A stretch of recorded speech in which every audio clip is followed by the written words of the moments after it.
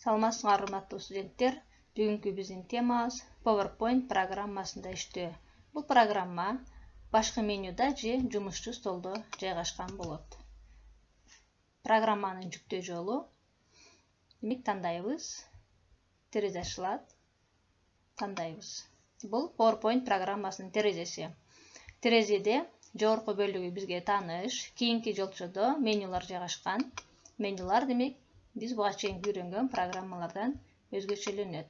Мына ушул сыяктуу менюлар бар. Ар бир менюдагы ар бир команданын кызматтарын көрсөк болот. Бул бизде биринчи слайд. Enter'ди бассак, экинчи слайд аткарылат. Слайддын фону ачылат. Слайддын фону бизде ак түстө турат. Башка фонго өткөрөбүз. Мынакей. Тандадык. Автоматтарды 2 слайдтан өттү ушундай форматка. Түсүн өзгөрсөк болот. Мынакей автоматтык түрдө өттү. 2 слайдтен.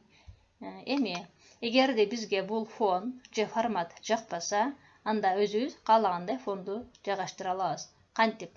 Дизайн менюсунда турабыз. Дизайн менюсунан бул жерден стиль фона, формат фона тандадык. Бул жерден рисунок или текстура, файл. Алдын ала биз интернет тармагынан өзгө жаккан фонду тандап, көчүрүп алып койгон болобуз. Мынакей тандайбыз. Ставить. Мына биринчи слайдда турат. Применить для всех. Мынакей. Биз тандаган фон ар бир слайдка коюлду. Демек, фонду мына ушундай жол менен тандап алсак болот. Фонду тандап алдык. Демек, темабыз PowerPoint программасында иштөө.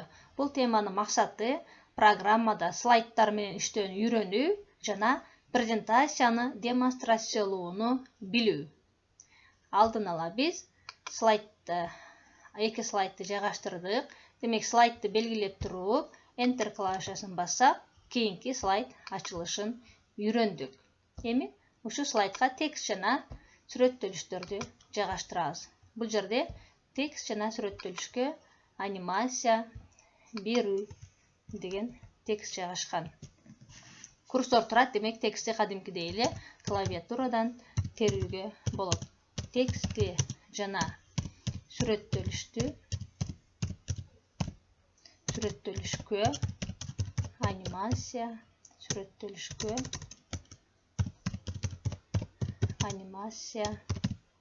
берүү. Мына текстти жаздык. Главный менюсунан каалагандай түскө өзгөртүүгө болот. Өлчөмүн өзгөртүүгө болот. Эми сүрөт жайгаштырабыз. Сүрөт жайгаштыруу үчүн вставка менюсунан рисунки кнопкасы тандалат. Бул жерден бизге жаккан алдын ала интернеттен көчүрүп алып койгон сүрөттөрдү болсо, ошолорду жайгаштырсак болот. Мынакей, биз тандаган сүрөт коюлду. Эми текст жана сүрөткө анимация беребиз. Текстти белгиледик. Анимация менюсунан айталы панорама. Сүрөттү белгиледик. Анимация менюсунан айталы фигура. Мынакей. Эми ушул PowerPoint программасында биз 3 өлчөмдүү сүрөттөлүштөрдү түзөбүз. 3 өлчөмдүү сүрөттөлүштү кантип түзөбүз? 3 өлчөмдүү сүрөттөлүштү түзүү үчүн биз вставка менюсунан рисунки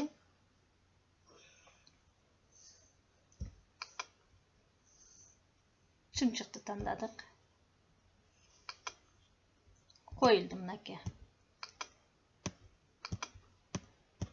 Ctrl-C копиялайт, Ctrl-V коет. Мына экөө копиялап алдык. Биринчини белгиледик. Формат, обрезка, обрезать по фигуре. Трапеция тандайбыз. Трапеция, обрезка кайра тандайбыз. Кыркалабыз. Кыркып алдык. Экинчи бөлүктү белгилейбиз. Экинчи сүрөттү удалить фон. Мынакей фону жоголду бизде. Ушуну алып келип, биринчи сүрөттөлүшкө кыркылган сүрөттөлүштүн үстүнө коебуз. Мынакей бизде 3D форматтагы сүрөттөлүш пайда болду. Дагы бир мисал карайбыз. Вставка менюсунан рисунки. Компьютер сүрөтүн тандайлы. Мынакей коюлду. Кичирейте алабыз. Ctrl-C копиялайт. Ctrl-V да бирөөсүн коёт. Биринчи сүрөттөлүштү белгиледик. Формат, обрезка, обрезать по фигуре, трапецияны тандадык, обрезка, кыркабыз, кырктык. Экинчи сүрөттү белгилейбиз. Удалить фон. Удалить фон.